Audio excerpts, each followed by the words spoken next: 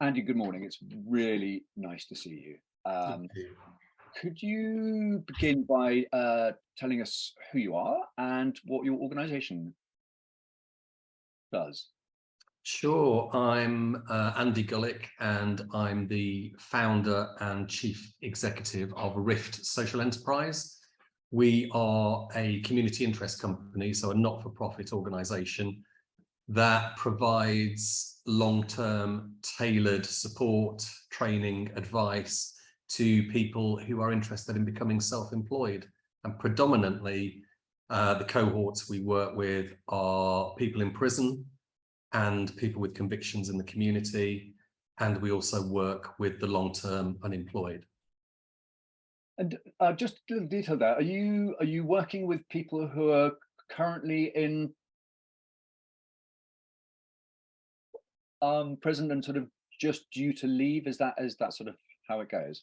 Yeah, I mean, we were fortunate because my previous experience was as a prison governor in a number of prisons. So when I set up the social enterprise, obviously I was able to utilize some of those contacts and some of the knowledge of the system that I had. So as it stands as of today, we currently deliver our support in 46 prisons across the UK and a similar number of probation offices around the UK. So we tend to work with people in prison about 6 months before release, and then we follow them through the gate on release, and then we support them for 12 months in the community. Fantastic. Okay. So as I was saying a little bit earlier when we were off camera, this series of interviews is really to try to dig down into organizations that are doing socially, environmentally valuable things, but to find out about the business model, what makes them um, sustainable. So I'd really love to ask you about who is it that pays for the services that you offer, and what sort of problem does that solve for them? Why are they going to invest in you? Well, it's been a bit of a journey, to be honest, Ned, over the last 5 years, because I think the first maybe 2.5 years, we were 100% reliant on grant funding.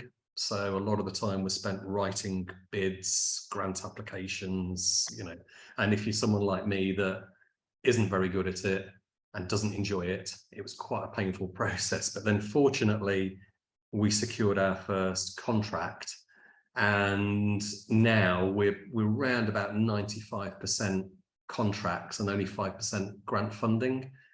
The people that we contract with tend to be, I think if you separate prisons from the long-term unemployed, so in prisons there are 3 or 4 main providers that deliver what's called CFO3, which is a European social funded project for 7 years, and those contracts were awarded to big organisations, the likes of Ingeus, Shore Trust, Ixion. So we are a supply chain partner for those organisations to deliver our self-employment support to people in prison.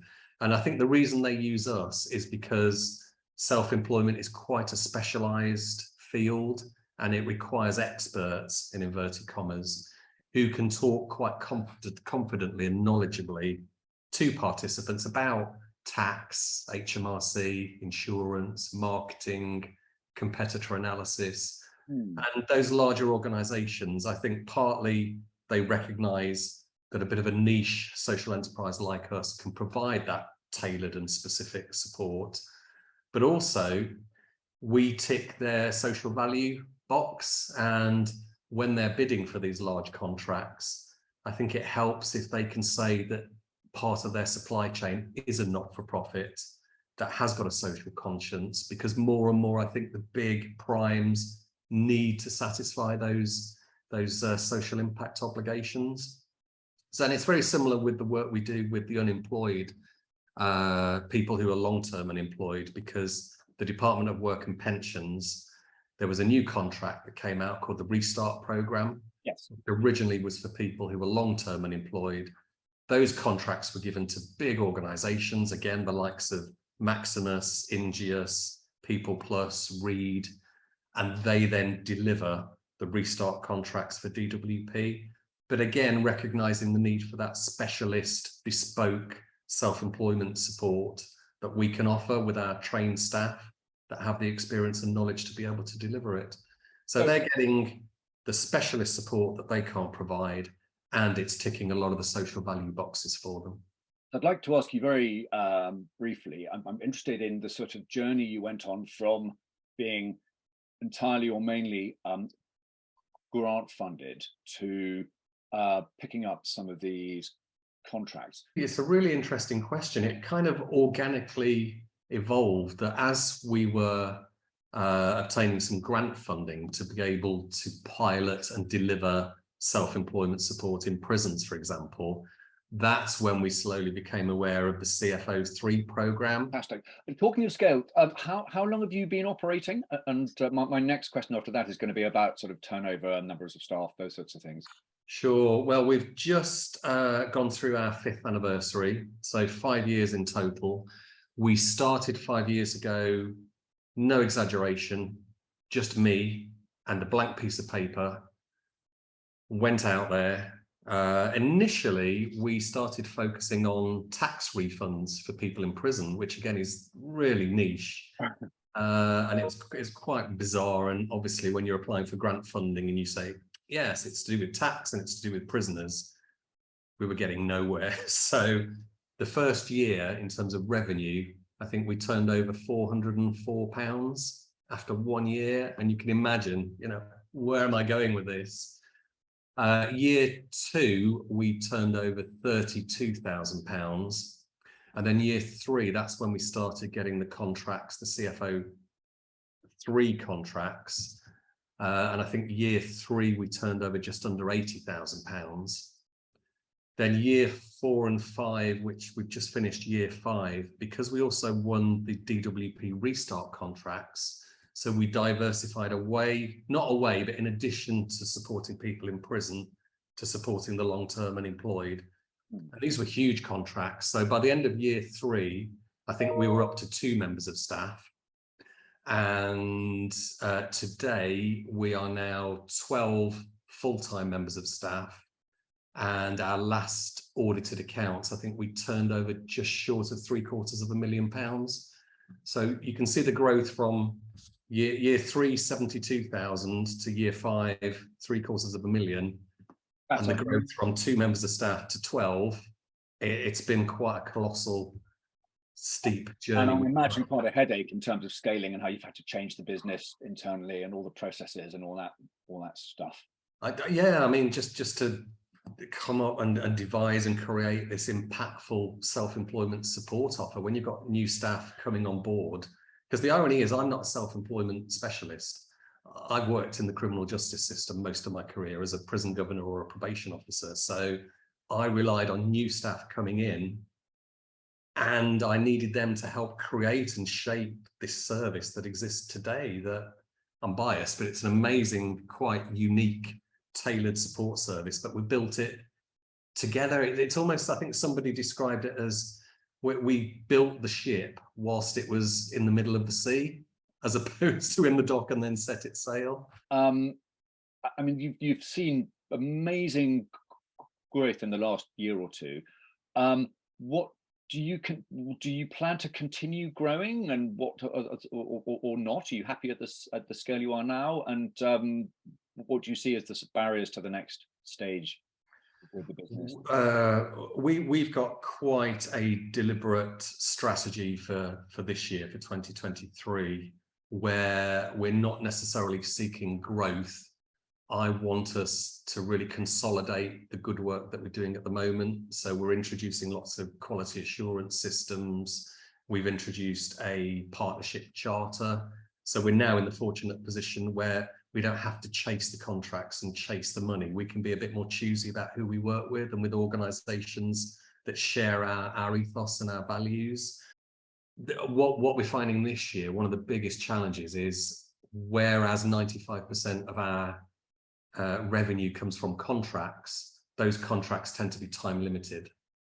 Now, there is a successor to CFO 3, and that's about to go through the tender and the procurement stage. And we've had a lot of really positive engagement with some of the primes that are going to be bidding for the next iteration. But we won't know until December who's been awarded those contracts, and delivery of those contracts probably won't start until the middle of next year. So that's going to leave a gaping hole in our revenue stream from December this year through to June next year, which is why we're being very savvy about the surplus that we were able to generate last year and keeping that in reserve to help prop us up through any rough times. You've told me about loads of things that have gone really well, and I'm really inspired by what you're doing. Can we maybe fast forward to one thing that's been a disaster that you're happy to share? Because so much of running a business, well, so much that is shared on social media is about things that are going well, and I think it's very humanizing to talk about the things that perhaps didn't go well. If you're happy to share something, that would be really interesting. Yeah, one thing that didn't go well at all, we had a contract, and we were asked to sign the contract, and that the contract didn't specify any key performance targets, any outcomes. It just said we would like Rift to provide self-employment support to people that we refer to you. And they were going to pay us the full fee upfront. So it's like, wow, no targets, no risk. You're going to pay us the full fee upfront. Brilliant. Sounds great. So yeah, absolute blessing. So we did that for about 6 months. And then I think a new contract manager for that particular contract came in and started looking at the contracts.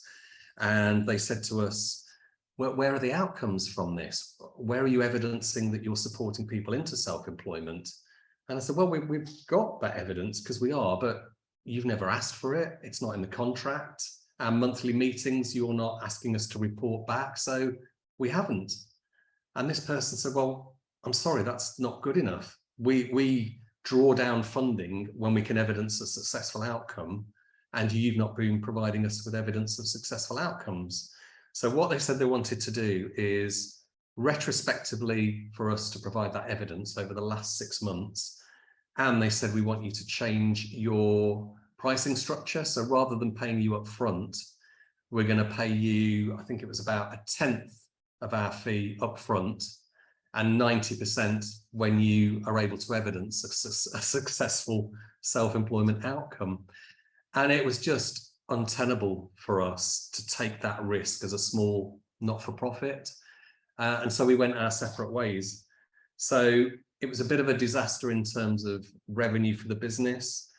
But I think really importantly, a really good lesson about making sure those contracts are watertight at the start, making sure that you're very clear and transparent about what those expectations are. What do you want from us? Which is why we've introduced this partnership charter, which explains exactly what we'll do, what we expect from you. But such a tough lesson, a really tough lesson. I mean, the benefit of hindsight, eh? Wow. Indeed, indeed. And we took those lessons to future contracts now, so we don't make those mistakes again. But yeah, we got our fingers burnt with that one. Andy, that's been so interesting listening to you. Thank you very much for your time. The last thing really I'd like to ask you is if people would like to find out more, how can they get in touch with you? Well, we've got a relatively newly revamped website, which is Rift SE, so Rift Social Enterprise, RIFT, S for Sierra, E for Echo.co.uk. I'm also very active on LinkedIn, so if people search for Andy Gullick on LinkedIn, really interested in talking to like-minded individuals that share the passion and the values that we do. Or otherwise just drop an email to contact@riftse.co.uk. That's fantastic. It's been an absolute delight. Thank you so much for speaking to me this morning. Thank you, Ned.